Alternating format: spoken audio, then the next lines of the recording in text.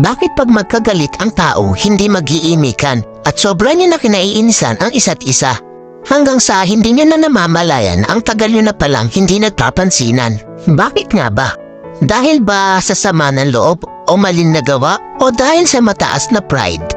Sa sobrang taas ng pride, nagpapakiramdaman kayo kung sino ang unang hihingi ng tawad. Paano kung pareho kayong ma-pride? E di habang buhay na kayong walang pansinan at mag-iinisan, di ba?